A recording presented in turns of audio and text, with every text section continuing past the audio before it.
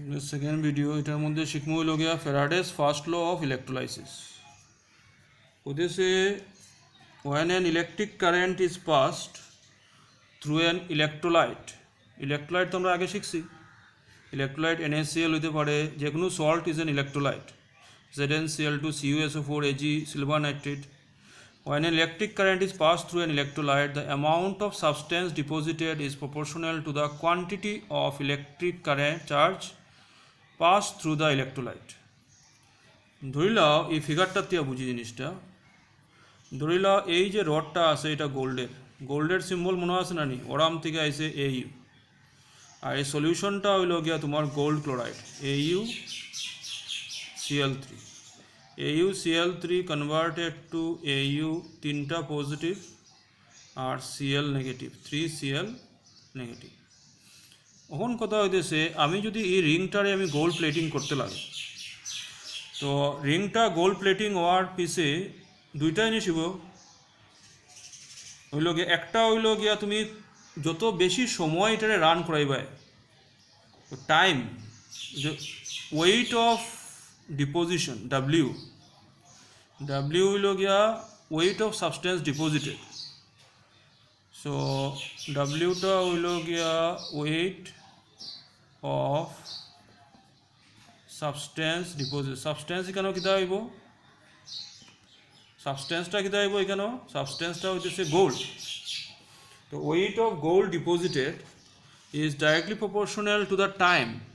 এখানে যদি 1 ঘন্টার জায়গা 3 ঘন্টা পাস করি তো বেশি গোল্ড ডিপোজিট হইব, directly proportional to the time. আর weight of the substance deposited is directly proportional to the current I.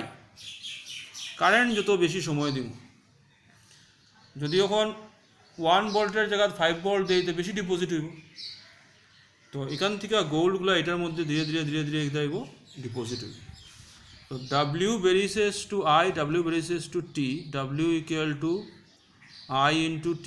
I into T কিতা কইতে পারবেন? I into T is nothing but charge Q, where Q is the charge। তো W equal to প্রপোর্শনটা উঠাইবার লাগে একটা জিনিস দেওয়া হয় Z into Q। Ultimately W equal to ZIT। Z তো Z, কিউ এর ভ্যালু কিতা IT। এখন দেখো Z রে কোয়া হইল গিয়া তোমার ইলেকট্রোকেমিক্যাল ইকুইভ্যালেন্ট।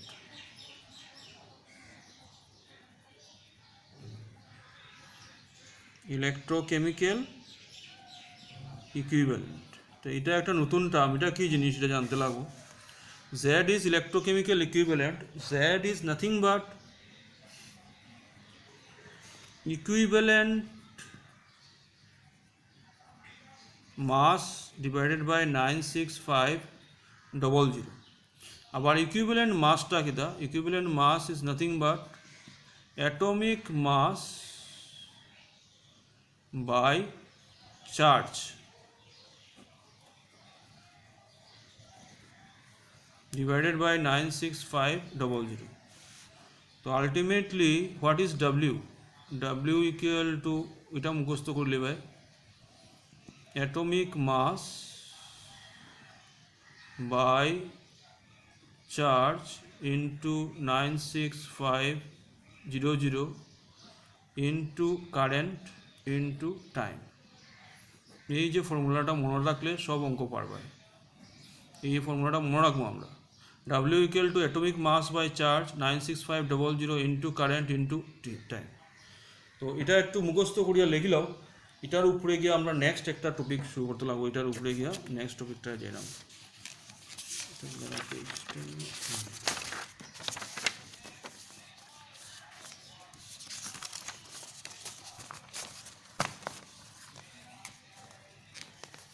এখন কথা হইতেছে 96500 কুলম যেটা হয়েছি, this is equal to also called 1 faraday. 1 faraday ও মাঝে মাঝে ভাইবার মধ্যে কোয়েশ্চন জিগায় 1 ফ্যারাডে ইকুয়াল টু 96500। ফ্যারাডের সিম্বল হইল গিয়ে F।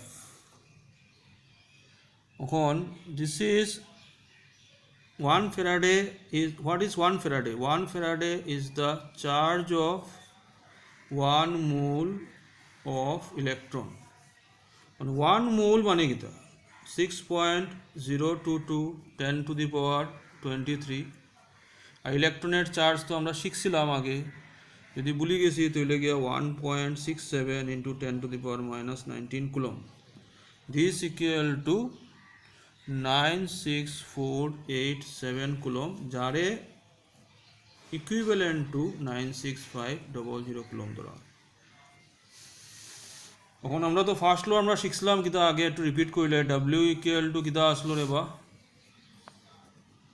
Atomic mass by charge into 96500 into I into T তো calculate the mass of copper deposited when a current of 0.3 ampere 0.3 ampere current of 0.3 ampere মানে current 0.3 ampere is passed in an aqueous solution of copper sulfate for 2 hours time দিছে 2 hour time তো hours এ রাখা চলতো না তো 2 hour into 60 minute into 60 second তো এটা যেটা বাইরে ওইটা ক্যালকুলেট করার চেষ্টা করো একটু কিতা হইতেছে দেখো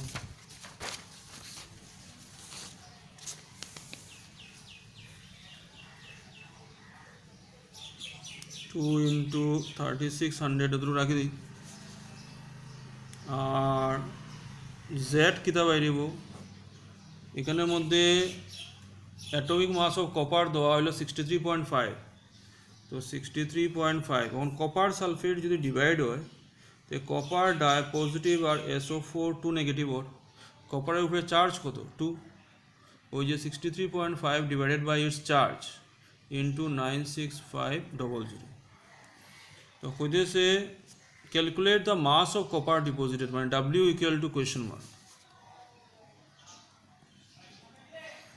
তো W ইকুয়াল টু তো শিখছিলাম আমরা W ইকুয়াল টু কিতা আসলো ZIT Z এর ভ্যালু হইল গিয়া 63.5 divided by 2 into 96500 into current is 0.3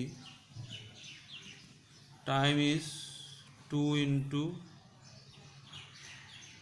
3600 তো এটা ক্যালকুলেট করবাই ক্যালকুলেট করলে শিখতে পারবাই এটা একটু কষ্ট করে ক্যালকুলেট করিও আমি আনসারটা লিখিয়ে দিলাম 2.75 0.75 গ্রাম আইব আনসার তো এটা হলো ফ্যারাডেস ফার্স্ট ল তারপরে আমরা যাইমু গিয়া Faraday's second law Faraday's second law হইল গিয়া this law states that when same quantity some night same quantity of electricity passed through the different electrolytic solution taken in different voltmeter the mass of substance deposited or liberated at the electrode are directly proportional to the equivalent masses তো এটা যাওয়ার আগে এটা mathematical ডেফিনেশনটা দেখলে আগে figure থেকে বুঝি এটা নিল গিয়া সবটিরে একলগে কানেকশন করা হয়েছে সিরিজে সবটি ধরিল অ্যানোড সবটি ক্যাথোডে আবার সিরিজে কানেক্ট করবে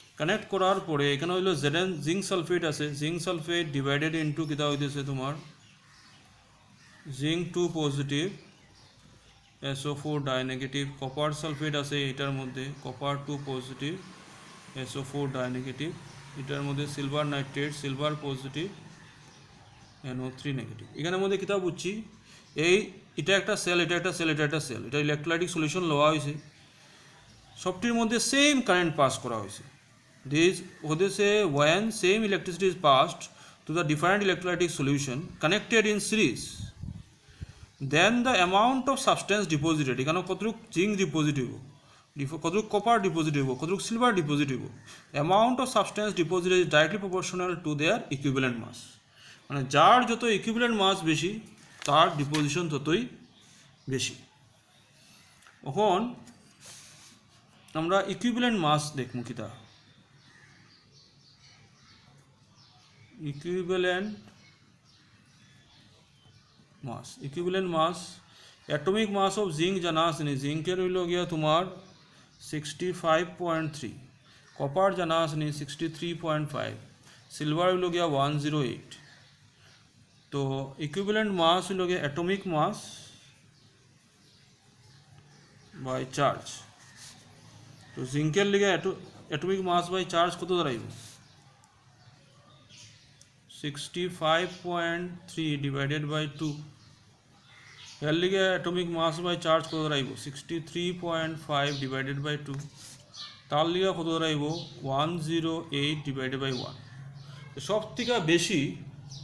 সবথেকে বেশি ইকুইভ্যালেন্ট মাস হলো গিয়ে সিলভারের। তো ফার্স্ট হইল গিয়া সিলভারের, সেকেন্ড ইকুইভ্যালেন্ট মাস হইল গিয়া বেশি হইল গিয়া তোমার জিঙ্কের, তারপরে থার্ড হইল গিয়া তোমার কপারের। তো খুঁজেছে যার ইকুইভ্যালেন্ট মাস বেশি তার ডিপোজিশন বেশি। সবথেকে বেশি সিলভার ডিপোজিট হইব, তারপরে তোমার জিঙ্ক ডিপোজিট হইব, তারপরে তোমার কপার ডিপোজিট হইব। তো এটা তিনোটার মধ্যে একটা ফর্মুলা আছে, ফর্মুলাটা আমি ছোট্ট করে এখানে লিখিয়ে দিলাম। এটা হইল গিয়া তোমার W1/E1 W2/E2 is equal to W3/E3। তো যার ইকুইভ্যালেন্ট মাস বেশি তার ডিপোজিশন বেশি। This is the formula. এখন তোমরা এই দুইটা ভিডিও বলার মধ্যে দেখো, বারবার দেখো, জিকেইবে আমার কোয়েশ্চেন। এই যে সেকেন্ড লোর উপরে আমরা নিউমারিক্যাল নেক্সট ডে থেকে প্র্যাকটিস করবো, তো এগুলো সব জানার দরকার আছে। ঠিক আছে, কতটুকু থাকবো।